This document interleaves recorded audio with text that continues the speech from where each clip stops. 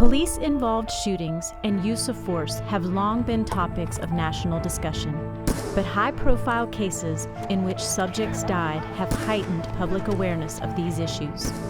The opportunity to study use of force incidents and discuss their cause is hindered by the lack of enough data to compile nationwide statistics. Representatives from major law enforcement organizations and local, state, tribal, and federal agencies have been working in collaboration with the FBI to develop the National Use of Force Data Collection. This database will collect information about incidents in which force is used by a law enforcement officer that results in the death or serious bodily injury of a person, or when a law enforcement officer discharges a firearm at or in the direction of a person. Well, the IACP is behind this data collection because it's important to our profession. There currently is no national database that has been collecting police use of force information.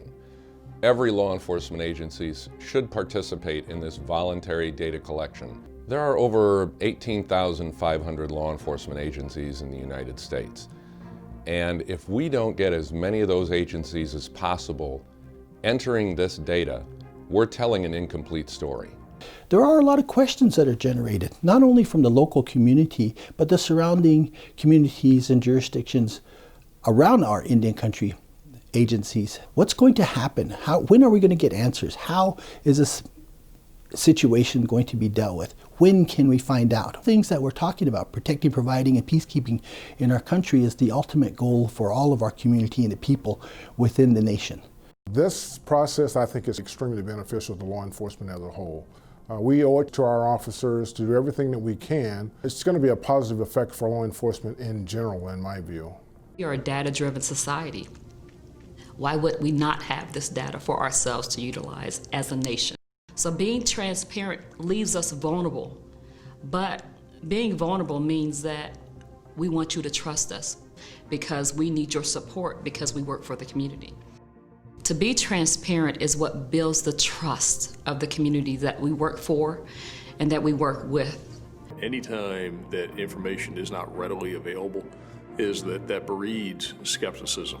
Skepticism leads to distrust. When people believe the information, they believe the person who's delivering the information, then they trust what you're doing. With the launch of the National Use of Force Data Collection, there is finally a mechanism available to collect standardized, U.S.-wide police use of force information. The program is voluntary and thus relies on agencies submitting their use of force statistics, even and perhaps most importantly, during months with zero incidents.